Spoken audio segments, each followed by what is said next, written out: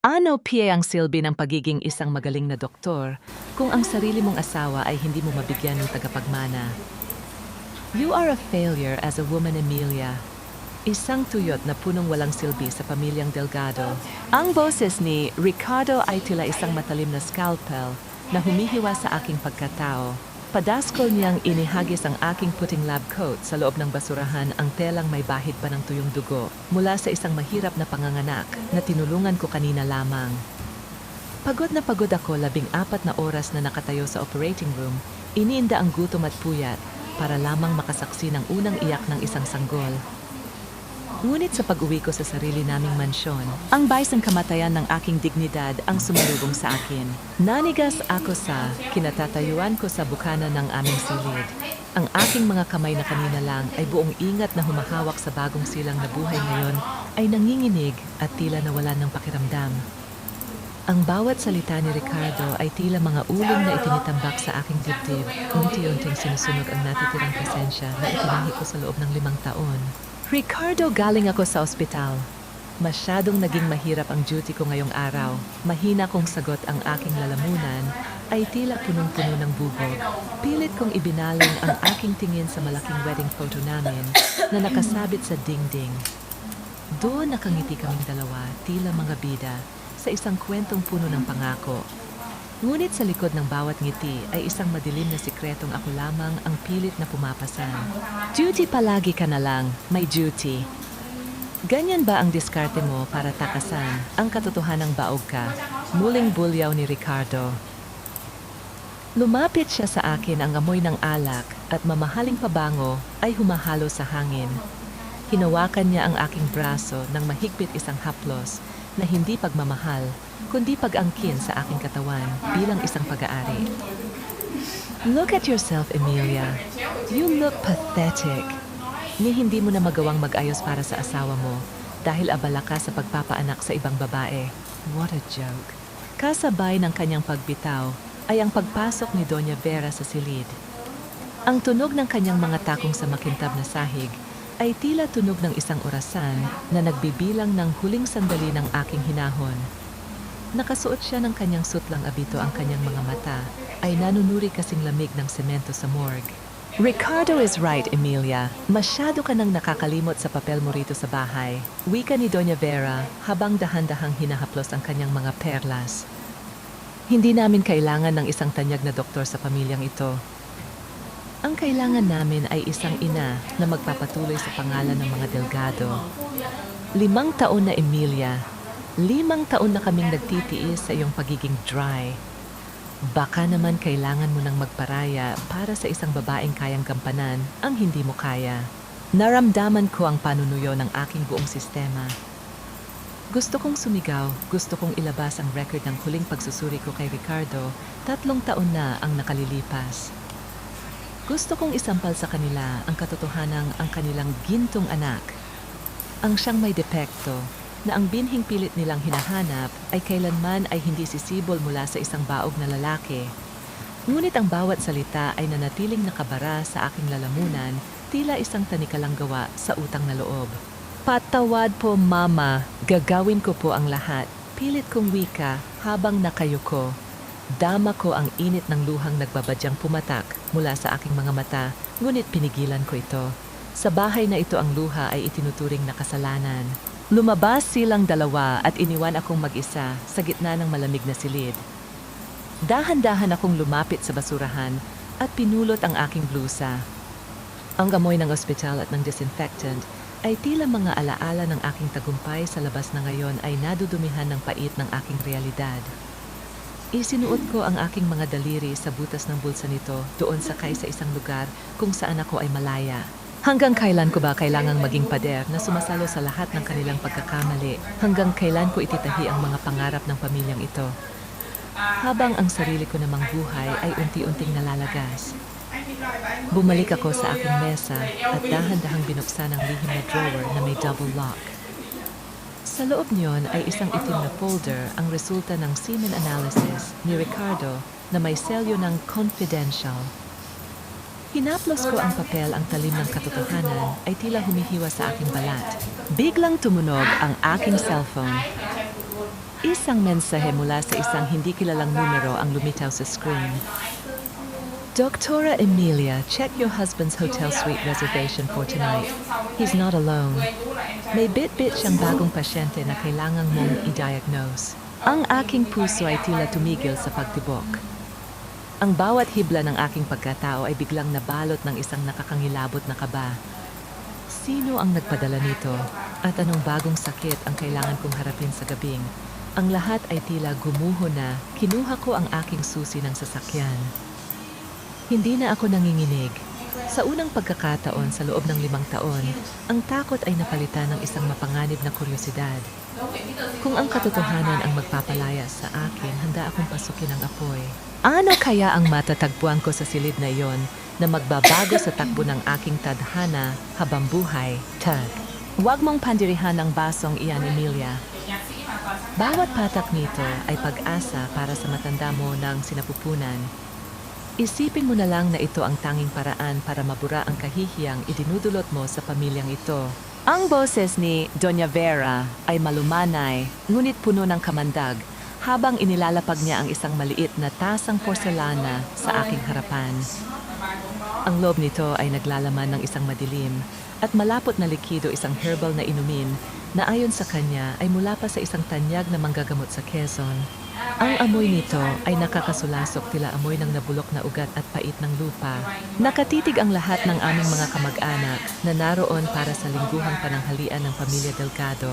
Ang mga bulong-bulungan ay tila mga bubuyog na humuhuni sa aking pandinig. Sayang, ang ganda ni Doktora, wala namang bunga, wika ng isang tiya sa dulo ng lamesa. Kaya siguro palaging wala si Ricardo sa bahay dahil tuyot ang asawa. Sagot naman ng isa pa. Ramdam ko ang pag-akyat ng init sa aking mga pisngi. Bilang isang doktor, alam kong walang anumang herbal na inumin ang makakapagpagaling sa azoospermia ni Ricardo. Alam kong ang pait na pilit nilang ipinapainom sa akin ay walang medikal na basehan. Ngunit sa harap ng lamesang ito, hindi ako ang iginagalang na obstetrician-gynecologist ng St. Jude Hospital. Ako ay si Emilia lamang, ang manugang na kailangang sumunod dahil sa utang na loob sa pamilyang sumalo sa mga utang ng aking ama noong siya ay nabuhay pa. Inumin mo na, Emilia, masama ang naghihintay sa grasya. Pagpilit ni Doña Vera ang kanyang mga mata, ay nanunuot sa akin, tila ba tinitiyak na walang matitira sa baso. Dahan-dahan kong kinuha ang tasa. Nanginginig ang aking mga daliri habang inilalapit ko ito sa aking mga labi. Sa bawat lagok ko ng mapait na likido, tila nilulunok ko rin ang huling piraso ng aking dangal. Ang bawat patak ay lason sa aking puso, isang paalala na sa loob ng 5 taon ako ang naging panakip-butas sa pagkukulang ng kanilang anak. Good girl, nakanggising wika ni Doña Vera ng Maubosco ang inumin. Now go and check the kitchen. Siguraduhin mong maayos ang pagkakahanda ng dessert. Ricardo will be home soon. Tumayo ako ng dahan-dahan, iniinda ang bahagyang pag-ikot ng aking paningin dahil sa pait na nanunuot sa aking lalamunan. Habang naglalakad ako patungo sa kusina, nadaanan ko ang malaking bintana na nakaharap sa kalsada. Doon tila tumigil ang pagtibok ng aking puso. Sa tapat ng isang mamahaling restaurant na ilang metro lamang ang layo mula sa aming gate, nakita ko ang itim na sasakyan ni Ricardo. Hindi siya nagmamadali. Lumabas siya ng sasakyan at umikot patungo sa kabilang pinto. Doon inilabas niya ang isang babaeng nakasuot ng mabulaklak na damit, si Clara. Nakita ko kung paano humawak si Clara sa braso ni Ricardo at kung paano ito hinalikan ni Ricardo sa noo ng may buong pagmamahal, isang klase ng pag-aaruga na kailanman ay hindi niya ipinaramdam sa akin sa loob ng 5 taon. Ngunit ang mas masakit ay ang nakita ng aking mga mata na sanay sa pagbabasa ng bawat kurba ng katawan ng isang babae, ang bahagyang umbok sa tiyan ni Clara. Nabitawan ko ang hawak kong tray ng mga baso. Ang tunog ng pagkabasag ng kristal sa sahig ay umalingaw-ungaw sa buong mansyon, tila ang tunog ng pagkakawatak-watak ng aking mundo. Ang bawat piraso ng bubog ay tila tumusok sa aking mga pa, ngunit wala akong naramdamang hapdi, kundi ang matinding pait, na mas matindi pa sa herbal na inumin ni Doña Vera. Emilia, ano bang nangyayari sa iyo? Pati ba naman ang paghawak ng tray ay hindi mo na alam? Sigaw ni Doña Vera mula sa dining room. Hindi ako nakasagot. Nanatili akong nakatitig sa dalawang taong nasa labas na ngayon ay masayang pumasok sa loob ng restaurant. Isang tanong ang paulit-ulit na humahampas sa aking isipan. Paanong nagkaroon ng buhay sa sinapupunan ni Clara kung ang asawa ko ay isang lalaking hindi kailanman makakabuo ng binhi? Ang lason sa aking sistema ay hindi lamang ang inumin kanina. Ang tunay na lason ay ang kasinungalingang dahan-dahang pumapatay sa akin sa loob ng mansyong ito. Ang bawat pahina ng medical na ulat na ito ay patunay ng iyong kawalan, Ricardo. Ngunit sa loob ng 3 taon, pinili kong gawin itong sarili kong bilangguan para lamang protektahan ang iyong dangal bilang isang lalaki. Nangginginig ang aking mga kamay habang hawak ko ang kupas na itim na folder na kinuha ko mula sa pinakailalim ng aking vault sa ospital. Sa loob niyon ay ang orihinal na resulta ng semen analysis ni Ricardo, isang pagsusuring palihim kong isinagawa noong 3 taon ng aming pagsasama. Ayon sa ulat, ang bilang ng kanyang mga semilya ay 0, azoospermia. Isang kondisyong medikal na hindi kailanman mababago ng anumang herbal na inumin o panalangin. Napaupo ako sa aking silya sa loob ng madilim na klinik. Tanging ang liwanag mula sa aking desk lamp ang nagsisilbing saksi sa aking pighati. Ang bawat tibok ng aking puso ay tila isang mabigat na hakbang patungo sa isang katotohanang ayaw kong harapin. Bilang isang doktor, ang siyensya ang aking sandigan. Ngunit bilang isang asawa, ang pag-ibig ko ang naging pinakamalaking hadlang upang makita ko ang lason na unti-unting pumapatay sa akin. Naalala ko ang gabing iyon, 3 taon na ang nakalilipas nang umiyak si Ricardo sa aking harapan. Sabi niya, natatakot siyang itakwil ni Doña Vera kung malalamang hindi siya makakapagbigay ng apo. Naniwala ako. Pinili kong manahimik. Pinili kong tanggapin ang bawat mura at lait ni Mama para lamang manatiling buo ang imahe ng aking asawa. Ngunit ang imaheng iyon ay nadumihan na ng isang malaking pagtataksil. Ang tunog na pagbukas ng pinto ng aking klinik ay bumasag sa katahimikan. Hindi ito ang aking nurse. Ang amoy ng mamahaling sigarilyo at ang yabag ng sapatos na puno ng kayabangan ay iisa lang ang kahulugan. Emilia, bakit nandito ka pa? I've been calling you for an hour. Masyado ka na talagang nagiging dedikado sa trabaho mo, nakakalimutan mo nang may asawa ka pang naghihintay bungad ni Ricardo habang dahan-dahang lumalapit sa aking lamesa. Mabilis kong isinara ang itim na folder at itinago ito sa ilalim ng ibang mga dokumento. Pilit kong pinatatag ang aking boses, bagaman ang aking dibdib ay tila sasabog na sa galit at sakit. May tinapos lang akong emergency case, Ricardo. Bakit ka napadpad dito? Tumawa siya nang mahina, isang tunog na dati ay nagpapangiti sa akin, ngunit ngayon ay nagbibigay ng matinding kilabot. I have some news, mahal. And I want you to be the first to know dahil ikaw ang asawa ko. Lumapit siya at humawak sa aking balikat. Ramdam ko ang lamig ng kanyang palad na tila yelong dumidikit sa aking balat. Clara is pregnant, 3 months na. And since you're the best OBGYN in this city, I want you to be her personal doctor. Mama also agreed. Bukas lilipat na siya sa mansyon para masiguradong magiging safe ang baby. Naramdaman ko ang pag-ikot ng paligid. Ang hangin sa loob ng klinik ay tila nawala, pinalitan ng isang nakakasakal na bigat. Tinitigan ko ang mga mata ni Ricardo, naghahanap ng kahit katiting na bakas ng hiya, ngunit tanging kagalakan at panunuring tingin ang aking nakita. You want me to take care of your mistress's baby, pabulong kong tanong. Ang bawat salita ay tila isang patalim na humihiwa sa aking dila. Don't be so dramatic, Emilia. Isipin mo na lang na ito ang paraan mo para makabawi sa pamilya Delgado. Since you can't give me a child, the least you can do is to ensure that my heir is born healthy. Tugon niya ng may kasamang mapanuyang ngiti. Be professional, doktora. Matagal mo nang gustong magkaanak sa bahay na, yun, di ba? Now we're finally getting one. Pagtalikod ni Ricardo, naiwan akong nakatitig sa kawalan. Ang katahimikan ay muling bumalot sa silid, ngunit sa pagkakataong ito ang bawat segundo ay tila pagbibilang para sa isang pagsabog. Dahan-dahan kong hinaplos ang itim na folder na nakatago sa aking lamesa. Kung buntis si Clara at alam ng medical na siyensya na hindi si Ricardo ang ama, sino ang lalaking nasa likod ng batang ito? At hanggang kailan magagawang itago ng mga Delgado ang isang kasinungalingang itinahi sa sarili nilang dugo, isang mapait na ngiti ang gumuhit sa aking mga labi. Ricardo, akala mo ba ay ikaw ang may hawak ng laro? Hindi mo alam ang bawat hibla ng iyong kasinungalingan ay may katumbas na reseta ng aking paghihiganti. Bitawan mo na ang iyong mga gamit, Emilia. Mula sa araw na ito, hindi na ang iyong pagod mula sa ospital ang mahalaga sa bahay na ito. Si Clara ang ating prioridad dahil siya ang may dalang buhay habang ikaw ay patuloy na nagdadala ng kabiguan. Ang boses ni Ricardo ay tila isang malamig na hanging amihan na tumago sa aking mga buto nang huminto ako sa bukana ng aming malawak na sala.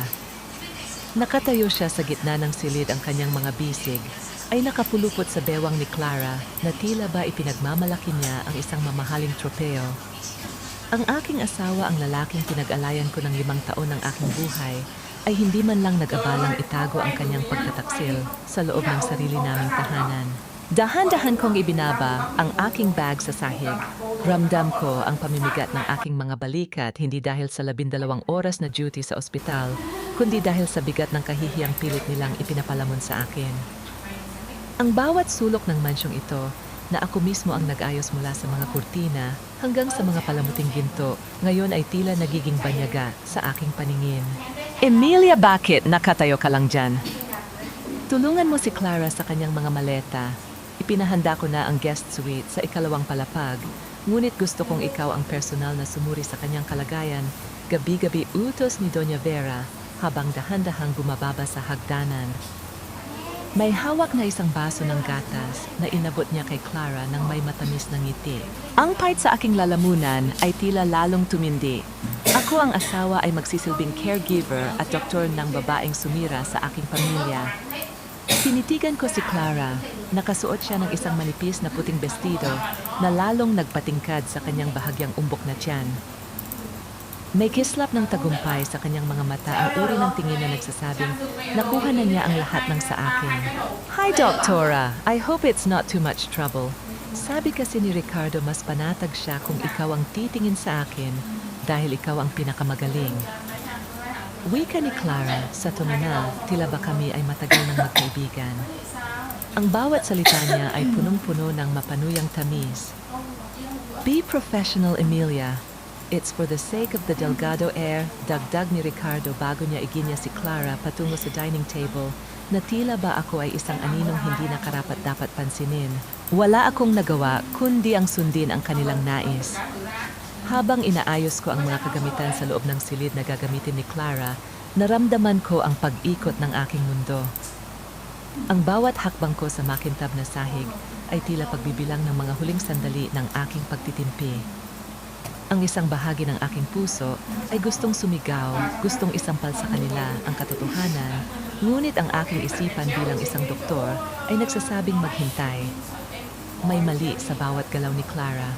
May kulang sa kwento ng kanyang pagdadalang tao. Nang matapos ko ang pag-aayos, lumabas si Clara mula sa banyo, nagpupunas ng kanyang buhok. Lumapit siya sa kanyang handbag na nakapatong sa kama at may hinahanap. Sa kanyang pagmamadali, isang maliit na piraso ng makintab na papel ang sumabit sa kanyang manggas at dahan-dahang nahulog sa sahig malapit sa aking paanan. Yumuko ako upang pulutin ito, iniisip na isa lamang itong resibo. Ngunit nang mahawakan ko ang papel, tila tumigil ang pagtibok ng aking puso. Ito ay isang ultrasound photo. Mabilis na lumapit si Clara, ang kanyang mukha ay biglang nabalot ng takot at pilit na inagaw ang larawan mula sa aking kamay. Akin na yan, private record ko yan, pasigaw na sabi ni Clara habang nanginginig ang kanyang mga daliri. Ang gunit, huli na ang lahat. Bilang isang bihasang OBGYN, sapat na ang isang saglit na sulyap upang mabasa ko ang mga detalyeng nakasulat sa gilid ng larawan. Ang petsa ng pagsusuri, ang sukat ng fetus, at ang pangalan ng pasyente. Isang matinding kaba ang gumapang sa aking sistema, hindi dahil sa sakit, kundi dahil sa isang malaking pagtuklas. Bakit ang petsa sa ultrasound photo na hawak niya ay hindi tumutugma sa bilang ng buwan na sinasabi ni Ricardo?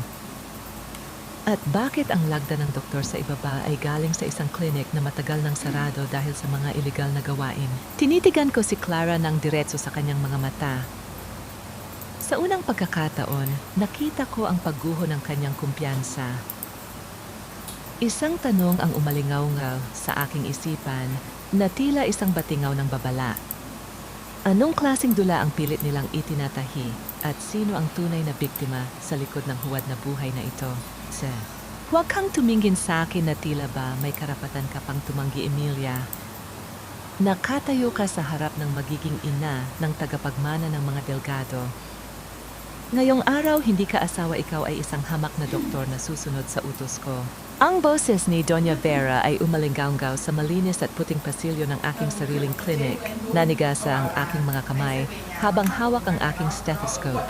Nakatayo sa gitna ng waiting room ang aking biyenan kasama si Clara na tila ba isang reynang inihahatid sa kanyang trono.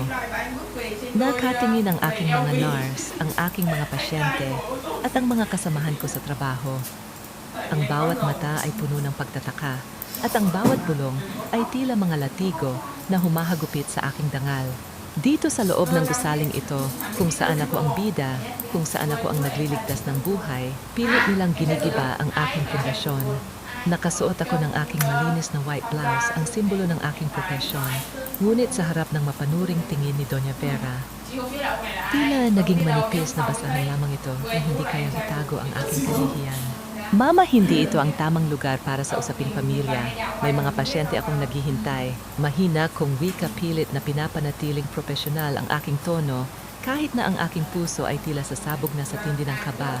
Usaping pamilya o Emilia, nagkakamali ka. Ito ay usaping medical. Nakanggising sagot ni Doña Vera. Lumapit siya sa akin at iniharap ang isang makapal na folder sa harap ng aking mga nurse. Gusto kong ikaw mismo ang gumawa ng prenatal check-up kay Clara. Ngayon din, gusto kong makasiguro na ang apo ko ay malusog sa sinapupunan ng babaeng tunay na pinahahalagahan ni Ricardo. Naramdaman ko ang panunuyo ng aking lalamunan. Ang bawat paghinga ko ay tila may kasamang pait ng lason. Tinitigan ko si Clara. Nakasuot siya ng isang mamahaling bestido, ang kanyang kamay ay nakapatong sa kanyang tiyan na tila ba iniingatan ang isang kayamanang hindi naman talaga sa kanya. Ang bawat ngiti niya ay isang insulto sa 5 taon ng aking pananahimik. Pumasok tayo sa loob, maikli kong sagot.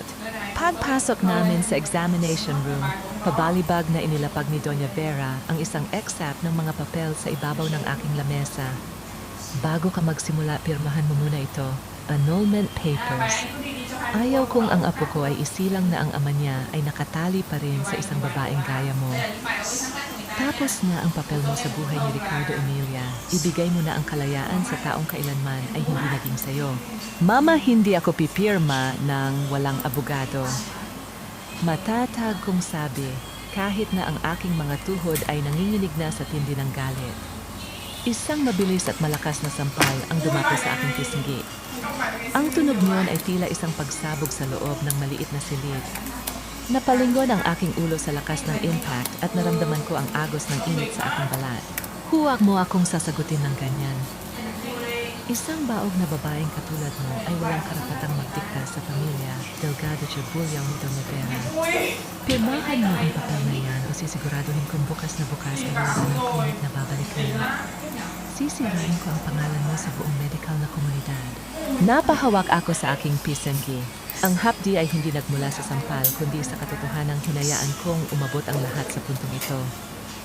Tumingin ako kay Clara na ngayon ay tahimik na nakaupo sa examination table, tila ba nag-i-enjoy sa palabas na nagaganap.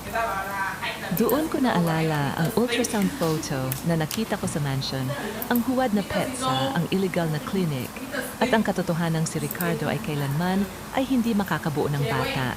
Ay isang malamig na determination ang unti-unting bumalot sa aking pagkatao.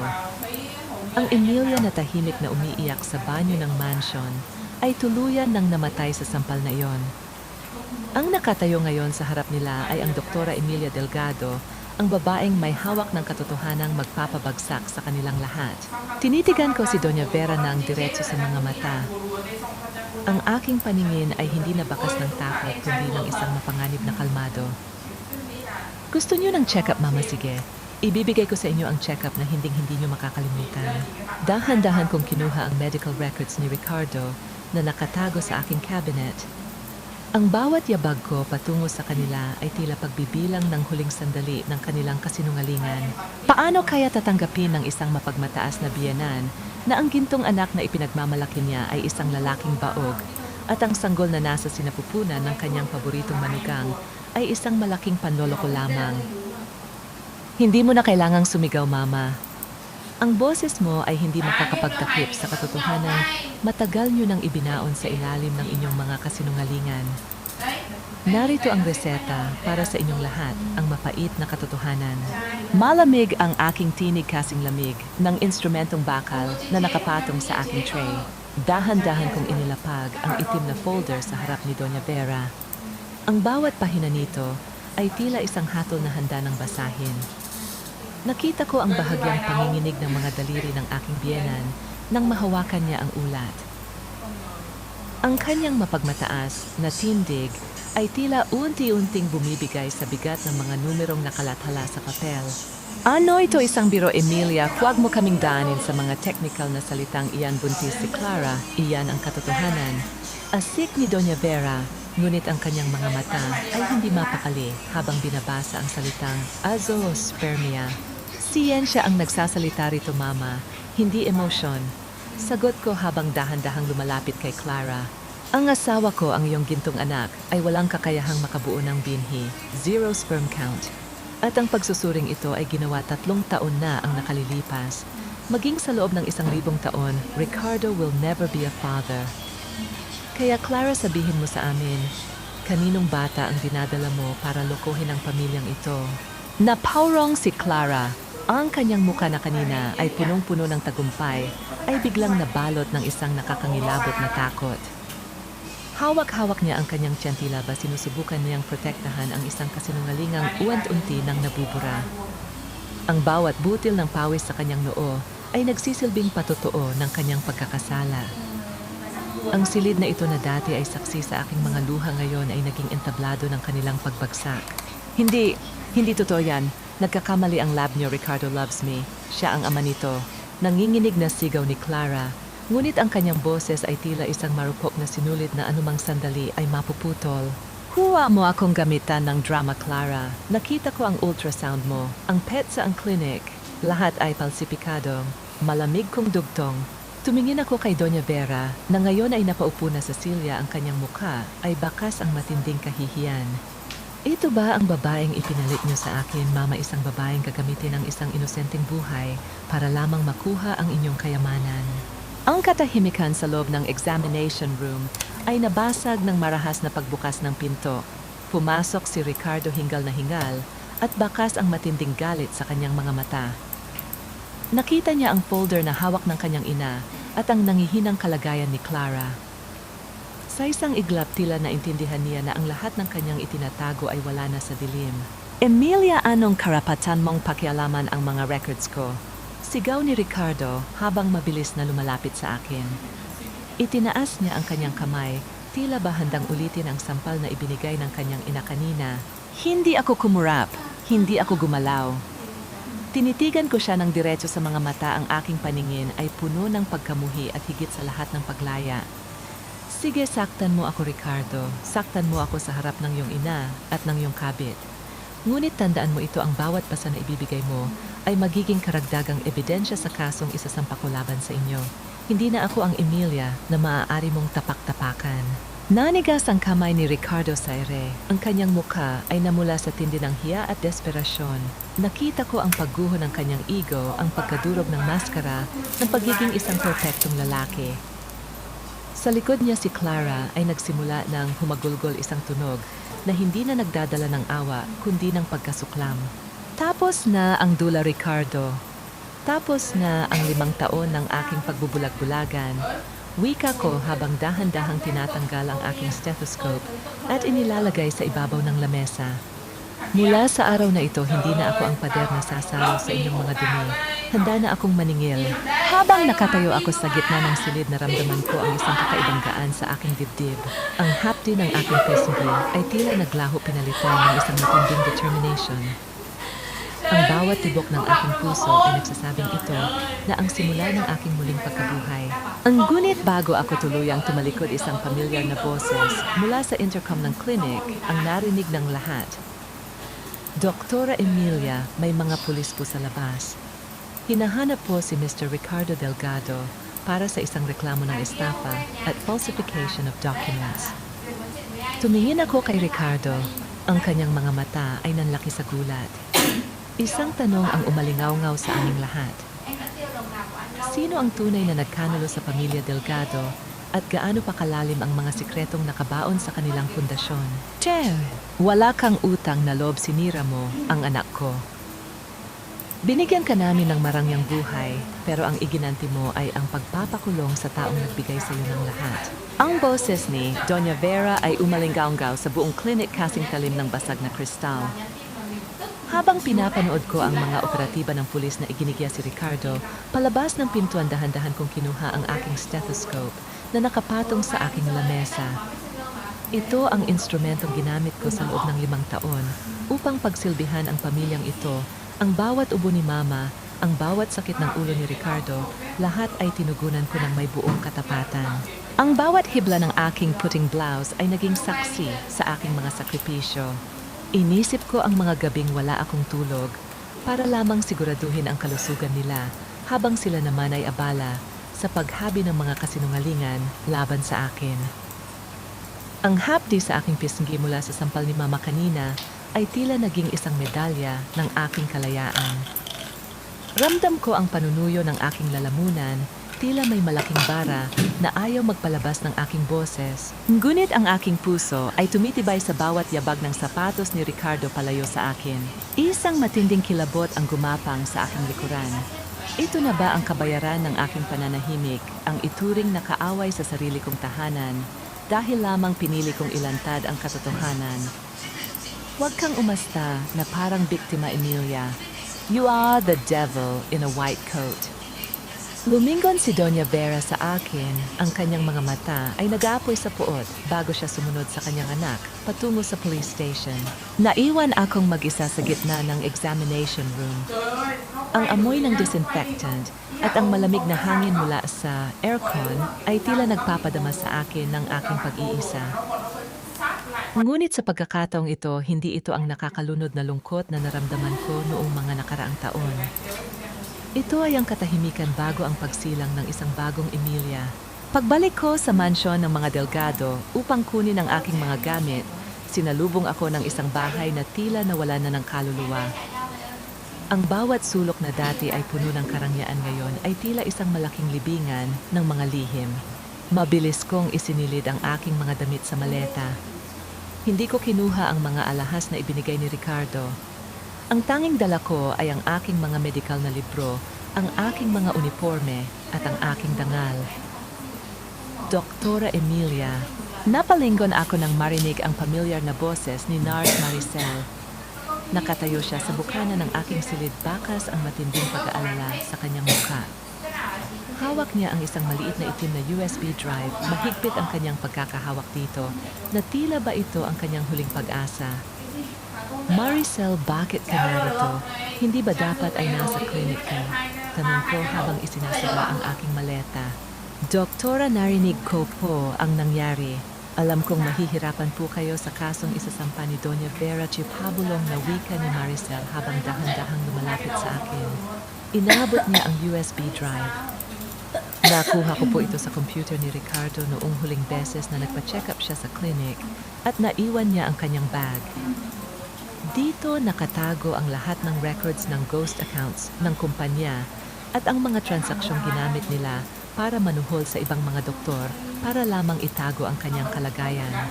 Nanginginig ang aking mga daliri nang hawakan ko ang maliit na gadget. Isang matinding kaba ang dumaloy sa aking sistema.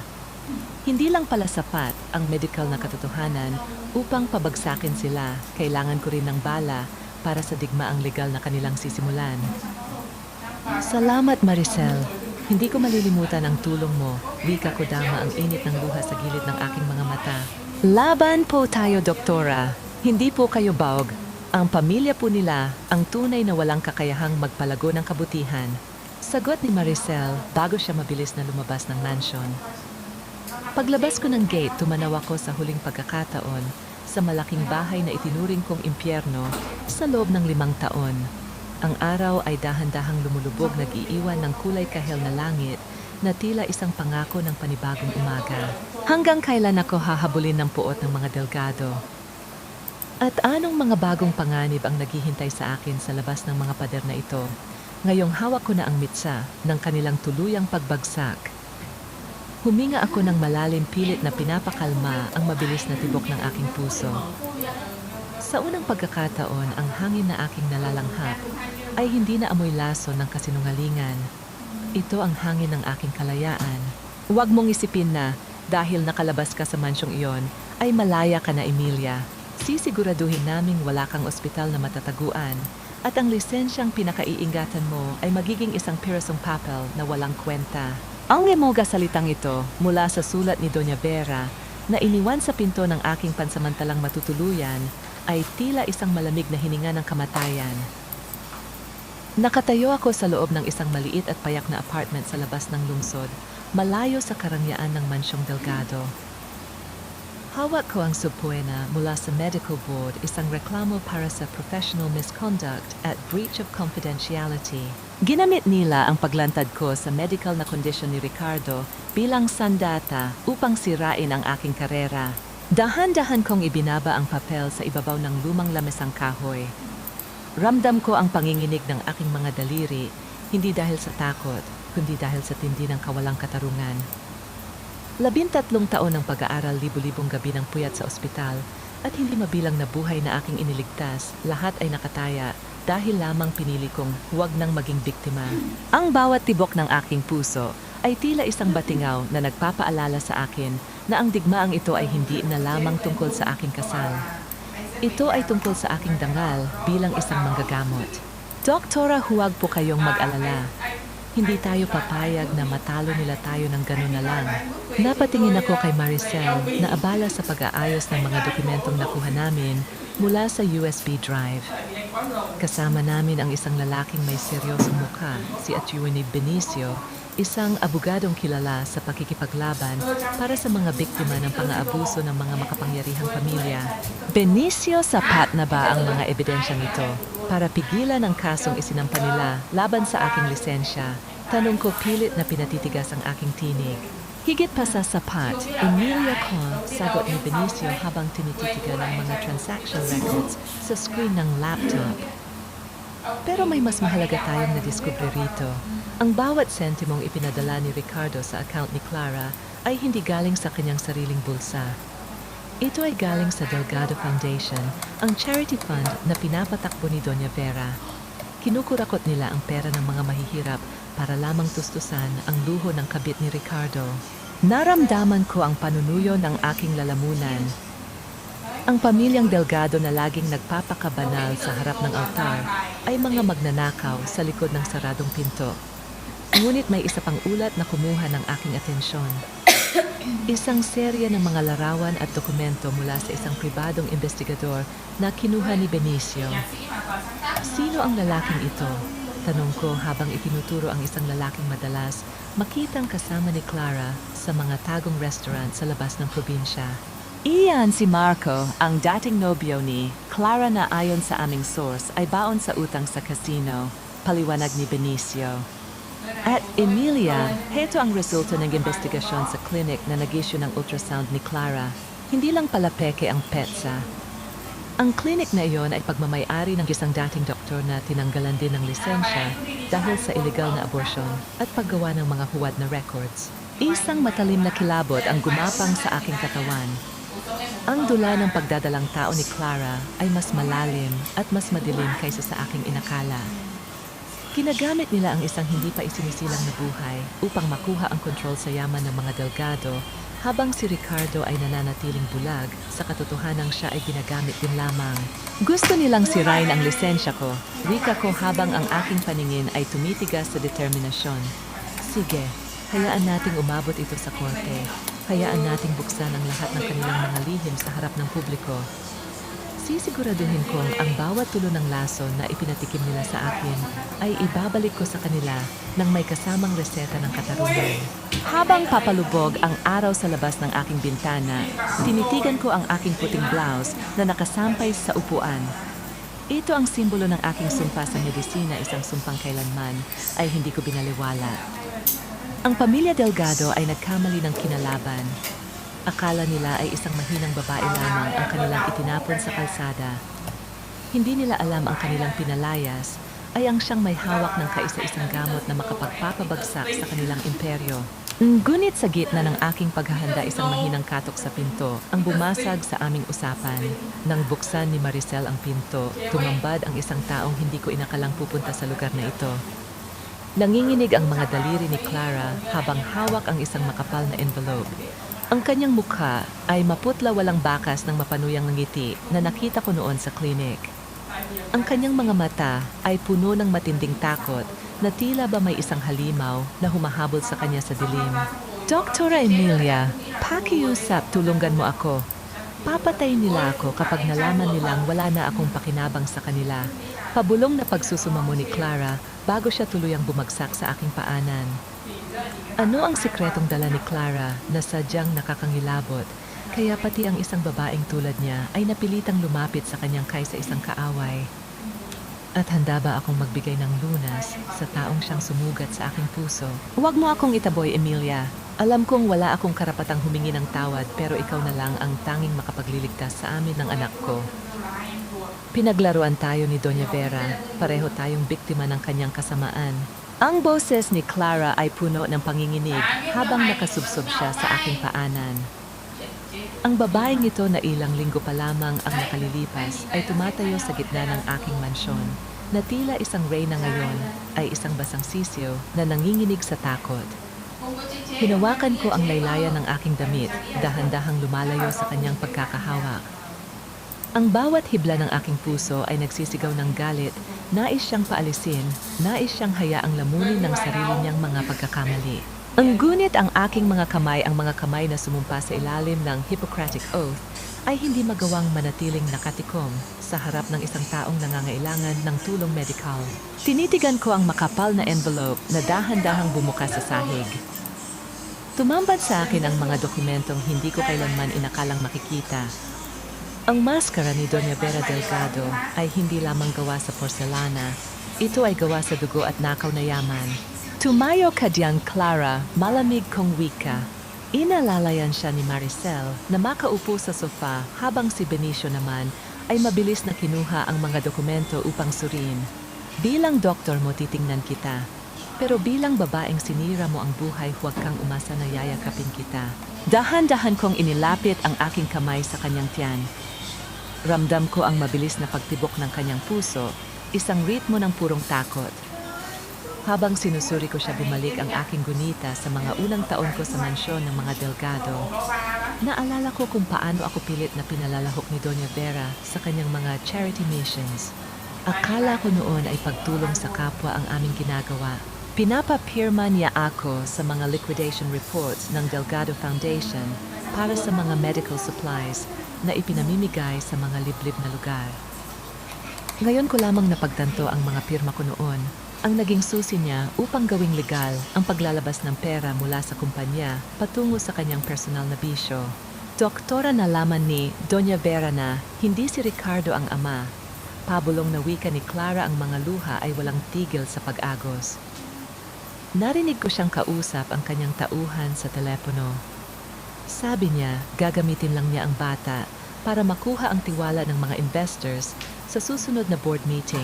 At pagkatapos ay kukunin niya ang bata sa akin at itatapon ako sa kalsada. O mas malala pa, baka tuluyan na akong mawala. Nanlamig ang aking buong pagkatao. Ang laso ni Doña Vera ay walang pinipiling biktima, maging ang sarili niyang manugang o ang babaeng kinuha niya para palitan ako. Ang bawat haplos niya sa aking balikat noon ay tila isang tanikalang dahan-dahang humihigpit. Ang pamilyang Delgado ay hindi isang tahanan. Ito ay isang munting imperyo ng kasakiman na pinapatakbo ng isang reynang walang puso. Emilia, tignan mo, ito dahil tawag ni Benicio ang kanyang boses ay puno ng seryosong tono. Ipinakita niya sa akin ang isang lihim na kontrata. Hindi lang basta pangungurakot ang ginagawa ni Vera. Hawak niya ang mga peking medical licenses ng mga doktor na kasabwat niya sa paggawa ng mga huwad na ulat. At ang pinakamatindi, balak niyang gamitin ang kondisyon ni Ricardo upang palabasin na ikaw ang may problema sa isip para tuluyang mawalan ng kredibilidad ang iyong mga testimonya sa korte. Naramdaman ko ang pag-ikot ng aking paligid. Ang hangin sa loob ng maliit na apartment ay tila naging kapos. Napahawak ako sa lamesa, ramdam ang panginginig ng aking tuhod. Ngunit sa sandaling iyon, naramdaman ko ang isang matatag na kamay sa aking balikat. Si Benicio. Ang kanyang hawak ay hindi mapangangkin kundi puno ng respeto at suporta, isang tahimik na paalala na hindi na ako nag-iisa sa laban na ito. Hindi natin hahayaang mangyari yan, maring sabi ni Benicio. Emilia, ang bawat sakripisyo mo sa loob ng 5 taon ay hindi masasayang. Gagamitin natin ang bawat hibla ng ebidensyang ito para tuluyang gibain ang tore na itinayo ni Vera Delgado. Tinitigan ko si Clara. Sa unang pagkakataon, nakita ko sa kanya ang anino ng aking sarili, isang babaeng nagtiwala sa maling pamilya, isang babaeng nabulag ng pangakong marangyang buhay. Dahan-dahan kong kinuha ang aking stethoscope. Maricel, ihanda ang gamit. Kailangan nating masiguradong ligtas ang bata sa sinapupunan ni Clara, utos ko sa aking NARS. At Benicio, ihanda mo ang mga papeles. Kung gusto nilang maglaro ng marumi, ipakikita natin sa kanila kung paano lumaban ang isang doktor na ang tanging sandata ay ang katotohanan. Habang isinasagawa ko ang pagsusuri kay Clara, tumanaw ako sa labas ng bintana. Ang mga ilaw ng lungsod ay tila mga mapanuring mata na nakatingin sa aming lahat. Alam ko na bukas paggising ng araw ang digmaang ito ay magiging mas matindi pa.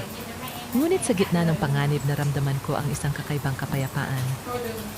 Ang maskara ni Vera ay dahan-dahan nang nagkakabitak-bitak at sisiguraduhin kong sa huling pagbagsak nito, wala nang matitirang pader na magtatago sa kanyang kasamaan.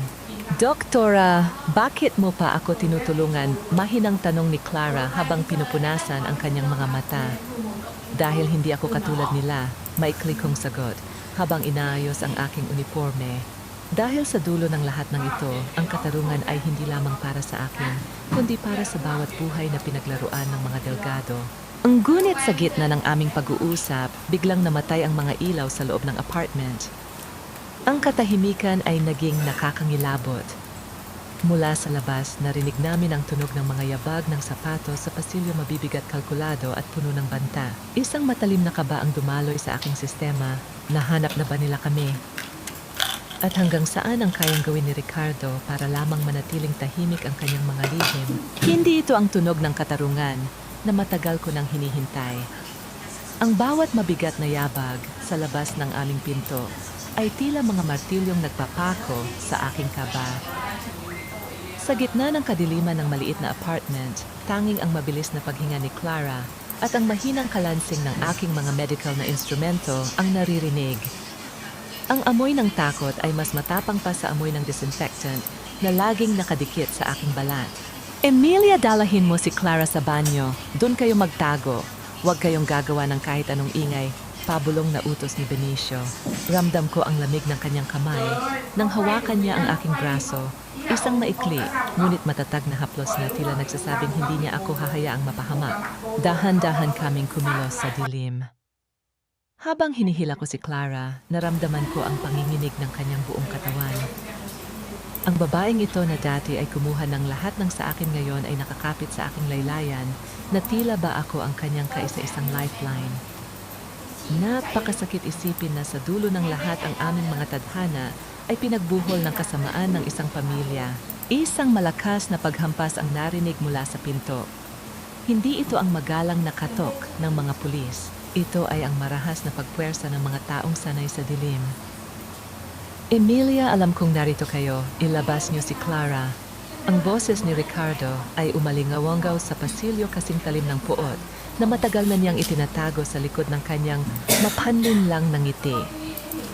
Huwag mong hintayin na sirain ko ang pintong ito. You are making things worse for yourself, Doktora. Napatras ako sa Pader Ramdam, ang lamig ng semento sa aking likuran. Ang bawat salita ni Ricardo ay tila isang paalala na sa loob ng 5 taon, natulog ako sa tabi ng isang halimaw. Ang lalaking pinag-alayan ko ng aking kabataan ay handa na akong saktan para lamang protektahan ang huwad na dangal ng mga delgado. Ricardo, umalis ka na, tumatawag na kami ng mga autoridad, sigaw ni Benicio mula sa sala. Narinig namin ang pagkakagulo sa labas, ang mga sigawan at ang tunog ng pagtakbo palayo. Tila may dumating na hindi nila inaasahan. Pagkalipas ng ilang minuto, bumalik ang liwanag sa loob ng apartment. Hingal na hingal si Benicio nang buksan niya ang pinto ng banyo. Nakaalis na sila. Dumating ang security ng building dahil sa ingay kanwika ni Benicio habang inaayos ang kanyang salamin. Pero Emilia, hindi na tayo ligtas dito. Nalaman na nila ang kinaroroonan natin. Kailangan nating makuha ang mga orihinal na dokumento sa mansion bago nila ito itago o sunugin. Ang mansion, tanong ko, ang aking puso, ay tumibok ng mabilis. Benicio, masyadong mapanganib. Puno ng bodyguards ang bahay na yon. May kakampi tayo sa loob, singit ni Clara habang pinupunasan ang kanyang mga luha. Si Aling Rosa, ang matandang mayordoma. Galit siya kay Doña Vera dahil sa ginagawa nitong pagmamaltrato sa mga katulong. Siya ang magbubukas ng pinto sa likod para sa iyo. Naramdaman ko ang panunuyo ng aking lalamunan. Ang pagbabalik sa mansyong iyon ay tila pagpasok muli sa isang impyernong kakararaos ko lang takasan. Ngunit alam ko na doon nakatago ang huling bala ng aking katarungan, ang mga orihinal na ledger ng Delgado Foundation na may tunay na pirma ni Doña Vera.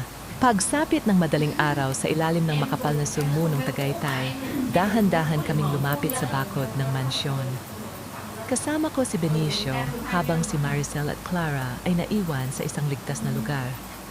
Ang bawat hakbang ko sa damuhan ay tila pagtapak sa mga alaala ng aking pagtitiis. Nakita ko ang bintana ng aking dating silid madilim malamig at tila nanunumbat. Gaya ng ipinanggako na katayo si Aling Rosa sa gilid ng kitchen entrance. Ang kanyang mukha ay puno ng kaba ngunit matatag ang kanyang paninindigan. Doktora Billy Sanyo. Nasa study room si Doña Vera Abala sa pag-aayos ng kanyang mga alahas para sa board meeting bukas. Pumasok ako sa loob kasing tahimik ng isang anino. Ang amoy ng bahay, ang halimuyak ng mamahaling insenso at amoy ng luma ay nagpabigat sa aking dibdib. Tinahak ko ang pasilyo patungo sa lihim na library ni Ricardo. Alam ko ang bawat sulok ng bahay na ito. Ako ang nag-ayos ng bawat gamit dito. Hindi ko inakalang ang kaalamang ito ang gagamitin ko upang pabagsakin sila. Nang makapasok ako sa library, mabilis kong tinunggo ang vault sa likod ng painting ni Don Saturnino. Gamit ang code na nakuha ni Maricel mula sa computer ni Ricardo, dahan-dahan kong inikot ang dial. Sa huling tunog ng pag-lock, bumukas ang pinto ng vault. Dun sa gitna ng mga ginto at pera, nakita ko ang makapal na asul na folder. Ang Ghost Charity Documents. Nang buksan ko ang unang pahina, hindi ko napigilan ang aking sarili. Ang pangalan ko ay nakasulat sa itaas bilang authorized signatory. Ngunit ang bawat stroke ng tinta ay halatang hindi akin. Isang masakit na katotohanan ang sumampal sa akin. Hindi lang nila ako ginawang alila, ginawa rin nila akong proteksyon sa kanilang mga krimen. Looking for this, Emilia. Ang bawat hibla ng aking buhok ay tumayo sa tindi ng kilabot. Dahan-dahan akong lumingon. Nakatayo sa pintuan si Ricardo, may hawak na baso ng scotch at ang kanyang mga mata ay nanlilisik sa isang mapanganib na kagalakan. Sa likod niya ay si Doña Vera, nakasuot ng kanyang nightgown na sutla, tila isang reyna ng kadiliman na nakahanap na ng kanyang biktima. Masyado ka talagang matigas ang ulo. Emilia, malamig na wika ni Doña Vera. Habang dahan-dahang lumalapit, inakala mo ba na makakalabas ka sa bahay na ito bit-bit ang aming mga lihim? Sa gabi na ito, titiyakin ko na ang tanging ulat na lalabas tungkol sa iyo ay ang iyong pagkawala dahil sa matinding depresyon. Naramdaman ko ang paghinto ng aking mundo. Hawak ko ang ebidensya, ngunit napapalibutan ako ng mga lobo. Sa sandaling ito, hindi na lamang ang aking lisensya Ang nakataya ito ay ang aking mismong buhay. Paano ko itatahi ang aking kaligtasan sa gitna ng isang bitag na ako mismo ang pumasok? At handa ba ang katarungan na sumibol mula sa madugong sahig ng mansyon ng mga Delgado sila? Ay isang maling galaw mo lang, Emilia, at sisiguraduhin kong ang puting blouse na iyan ay mababahiran ng sarili mong dugo. Huwag mong akalain na dahil doktor ka ay hindi kita kayang burahin sa mundong ito. Ang boses ni Doña Vera ay tila isang malamig na bulong mula sa impyerno habang dahan-dahan siyang lumalapit sa akin. Nakatayo ako sa gitna ng library, mahigpit na yakap ang asul na folder na naglalaman ng kanilang mga krimen. Si Ricardo ay nananatiling nakasandal sa pinto, ang kanyang baso ng scotch ay bahagyang tumatagilid at ang kanyang mga mata ay puno ng isang uri ng puot na tila matagal na niyang ipinunla sa kanyang puso. Naramdaman ko ang mabilis na pagtibok ng aking puso sa aking lalamunan. Ang amoy ng mamahaling alak at ang halimuyak ng insenso sa silid ay tila naging laso na sumasakal sa aking hininga. Ngunit sa gitna ng takot na hanap ko ang aking boses, ang boses ng isang doktor na sana'y humarap sa pagitan ng buhay at kamatayan. Sige Ricardo, saktan mo ako. Patayin niyo ako rito sa loob ng vault news. Hamon ko pilit na pinatatag ang aking paningin. Pero bago niyo gawin yan, bakit hindi mo muna basahin ang huling pahina ng folder na ito? Hindi tungkol sa pera ang nasa huli, Ricardo. Ito ay tungkol sa anak na pilit mong ipinagmamalaki. Bahagyang natigilan si Ricardo. Ang mapanuyang ngiti sa kanyang mga labi ay naglaho pinalitan ng isang munting kislap ng pagdududa. Mabilis niyang hinablot ang folder mula sa aking kamay, binaliwala ang pagpigil ng kanyang ina. Ricardo, don't listen to her. It's just another one of her medical lies. Sigaw ni Doña Vera, ang kanyang mukha ay nabalot ng labis na kaba. Ang gunit huli na ang lahat. Binuksan ni Ricardo ang folder at tumambad sa kanya ang resulta ng lihim na DNA test na isinagawa ko gamit ang mga sample na nakuha ni Benicio mula kay Clara. Ang bawat salitang nakalatala sa ulat ay tila mga sampal na paulit-ulit na dumudurog sa kanyang ego. Probability of paternity, 0%. Pabulong nabasa ni Ricardo. Ang kanyang mga kamay ay nagsimulang manginig at ang baso ng scotch sa kanyang kabilang kamay ay bumagsak sa makapal na alpombra, lumikha ng isang basang mantsa na tila isang dugwang bakas. Ano ito, Emilia? Anong kalokohan ito? Hindi lang ikaw ang niloloko nila, Ricardo. Si Clara, ang babaeng akala mo ay magbibigay sa iyo ng bukas, ay ginagamit ka lang para pagtakpan ang bunga ng pakikipagrelasyon niya sa ibang lalaki. Malamig kong wika habang dahan-dahang lumalayo sa kanila. At si Mama, alam niya ang totoo. Alam niyang baog ka, Ricardo. Pero mas pinili niyang kumuha ng isang huwad na apo para lamang manatili ang kontrol niya sa kumpanya. Tumingin si Ricardo kay Doña Vera. Ang katahimikan ng matandang babae ay naging sapat na kumpirmasyon para sa kanya. Ang matinding galit na kanina ay nakatutok sa akin ay biglang bumaling sa kanyang sariling ina. Isang matinding pighati ang gumuhit sa mukha ng aking asawa. Isang lalaking buong buhay ay itinago ang kanyang kahinaan sa likod ng kapangyarihan. Totoo ba maalam mo na hindi sa akin ang bata? Ang boses ni Ricardo ay basag na puno ng desperasyon. Bago pa makasagot si Doña Vera, biglang tumunog ang aking cellphone. Isang video call mula kay Benicio. Mabilis ko itong sinagot at iniharap ang screen sa kanila. Ang bumungad sa amin ay ang live feed mula sa isang tagong surveillance camera na itinanim ni Benicio sa isang motel sa labas ng lungsod. Doon nakita namin si Clara. Hindi siya mukhang isang buntis na nagpapahinga. Nakatayo siya sa tabi ng isang lalaki, si Marco, ang kanyang dating nobyo. Nakita namin kung paano inabot ni Clara ang isang exap ng pera kay Marco, ang perang galing sa pondo ng pamilya Delgado. Konting tiis na lang. Marco. Narinig naming wika ni Clara sa video. Ang kanyang boses ay malinaw na umalingaw-ungaw sa library. Kapag nakuha ko na ang mana mula sa mga tangang Delgado, aalis na tayo rito. Isang buwan na lang at maglalabas na ako ng peking abortion para hindi nila mahalata ang paglaki ng tiyan ko. Nanigas ang buong silid. Ang bawat hibla ng kasinungalingan nina Doña Vera at Clara ay tuluyan ng napigtas sa harap ng aming mga mata.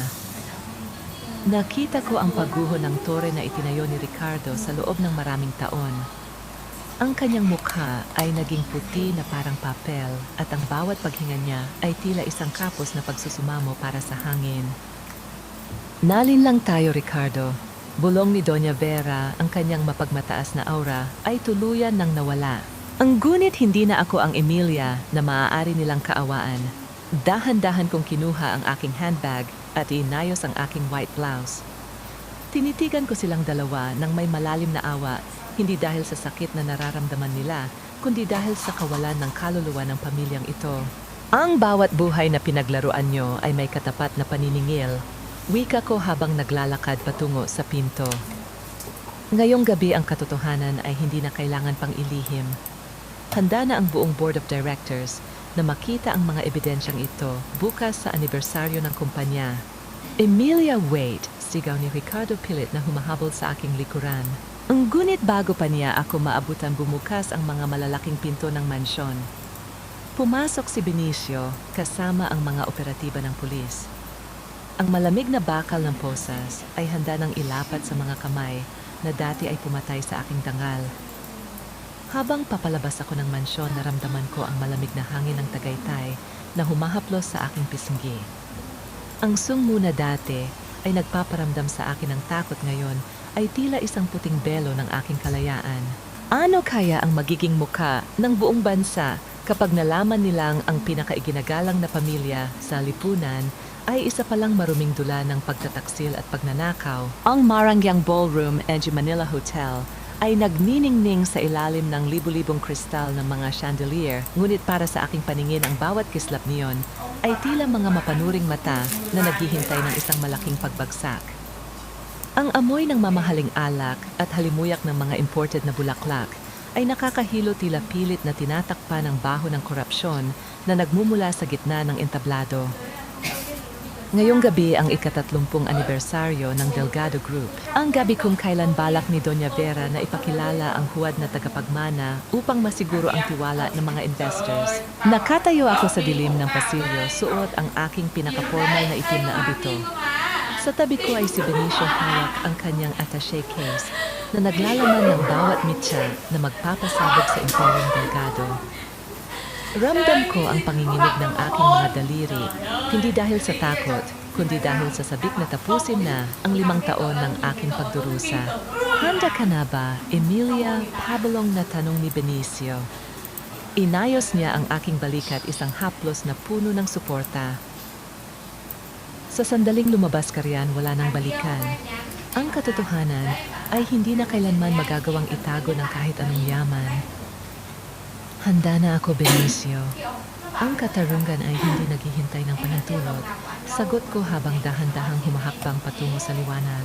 Sa gitna ng entablado, nakatayo si Doña Vera, suot ang kanyang kulay gintong terno at puno ng mga alahas na kasing halaga ng isang buhay. Sa tabi niya ay si Ricardo na tila isang anino na lamang ng kanyang dating sarili, maputla balisa at hindi makatingin ng diretso sa karamihan. At naroon din si Clara, suot ang isang maluwag na bestido, pilit na ipinapakita ang kanyang tiyan, na tila ba ito ang kanyang pinakamahalagang kontrata.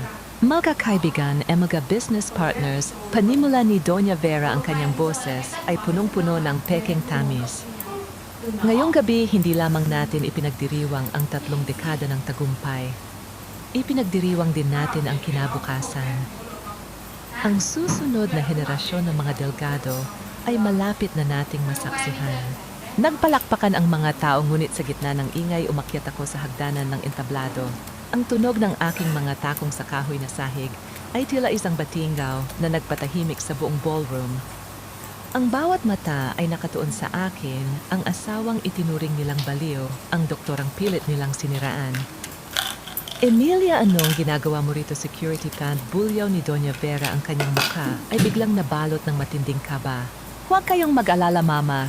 Narito ako bilang inyong kaisa-isang doktor. Malakas kong wika, sapat na upang marinig ng lahat ng reporters na naroon. Narito ako upang ibigay ang huling diagnosis para sa pamilyang ito. Isang pamilyang may sakit dahil sa kasinungalingan. Lumapit ako sa malaking LED screen sa likod nila. Sa isang pindot ng remote na hawak ni Benicio, mula sa baba ang promotional video ng kumpanya ay biglang naglaho. Tumambad sa lahat ang mga dokumento ng Delgado Foundation, ang mga bank transfers patungo sa illegal na account ni Clara, ang mga resibo ng suhol sa mga huwad na doktor, at ang pinakamatindi ang resulta ng semen analysis ni Ricardo. Probability of paternity 0%. Ang mga pulang letra ay tila sumigaw sa buong silid. Ang katahimikan sa ballroom ay naging bingi. Ang mga investors ay nagsimulang magbulungan, ang mga camera ay walang tigil sa pag-flicker. Nakita ko ang pagbagsak ni Clara sa kanyang mga tuhod, hindi na niya kayang panindigan ang kanyang dila. Si Ricardo naman ay nanatiling nakatayo na kayuko, tila ba hinihintay na lamang na lamunin siya ng lupa. Hindi ito totoo. Gawa-gawa lang ito ng isang babaeng naghihiganting sigaw ni Doña Vera sa mikropono, ngunit ang kanyang boses ay nanginginig sa desperasyon. Ang siyensya ay hindi nagsisinungaling, mama. Gaya ng hindi pagsisinungaling ng mga records ng bangko, malamig kong dugtong habang inihaharap sa kanya ang orihinal na ledger na may tunay niyang pirma. Ginamit mo ang pera ng mga mahihirap para pagtakpan ang kahihiyan ng anak mo. Ninakawan mo ang mga taong umaasa sa inyo para lamang sa inyong pride. Bumukas ang malalaking pinto ng ballroom. Pumasok ang mga operatiba ng pulis kasama ang mga tauhan mula sa Department of Justice. Ang malamig na bakal ng posas ay kumalansing sa katahimikan. Doña Vera Delgado and Ricardo Delgado, you are under arrest for plunder, falsification of public documents and obstruction of justice, anunsyo ng lead agent. Habang pinuposasan, si Ricardo sinubukan niyang tumingin sa akin. Ang kanyang mga mata ay puno ng pagsusumamo, tila ba hihingi pa siya ng kapatawaran sa huling pagkakataon. Ngunit tinalikuran ko siya. Ang pag-ibig ko sa kanya ay matagal nang namatay kasabay ng bawat sampal at lait na tinanggap ko. Lumingon ako kay Doña Vera na ngayon ay pilit na kinakaladkad ng mga pulis.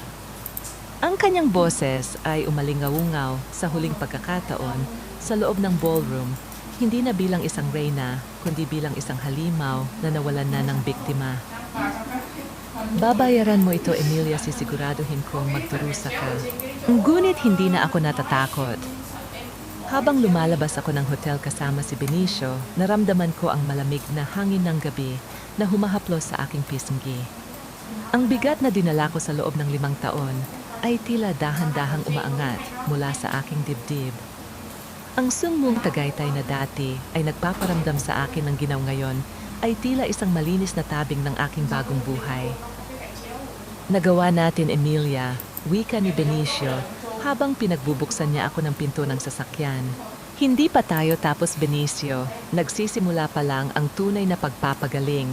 Sagot ko habang nakatingin sa malayo. Ano kaya ang pakiramdam ng magising bukas nang alam mong ang bawat hininga mo ay hindi na pag-aari ng ibang tao? At sa dulo ng mahabang audit na ito, nahanap ko na ba ang tunay na balanse ng aking puso? Sa bawat pirasong guho ng toreng itinayo nyo. Ricardo, nakikita ko ang mga taong tinapakan nyo para lang magmukhang matayog. Ngayon ang tanging naririnig ko ay ang katahimikan ng inyong pagkatalo. Ang aking boses ay hindi nanginginig habang binibigkas ko ang mga salitang ito sa loob ng isang maliit at malamig na detention cell sa Camp Crumb. Nakaupo sa aking harapan si Ricardo. Wala na ang kanyang mamahaling business suit. Suot na niya ang dilaw na uniforme ng isang bilanggo. Ang kanyang buhok na dati ay laging maayos ay gulo-gulo at ang kanyang mga mata ay lumubog na sa tindi ng puyat at kahihiyan. Sa labas ng rehas, ang maga-flash ng camera mula sa mga reporter ay tila mga kidlat na patuloy na nagpapaalala sa kanya na ang kanyang mundo ay tuluyan ng naglaho. Nanatiling tahimik si Ricardo, ang kanyang mga kamay na nakapatong sa lamesa ay nanginginig. Dito sa loob ng 4 na sulok na ito ang kanyang kapangyarihan ay walang silbi.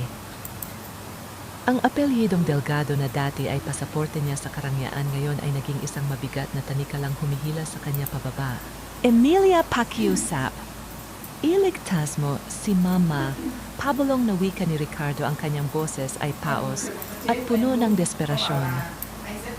May sakit siya sa puso. Hindi niya kakayanin ang buhay sa loob ng kulungan.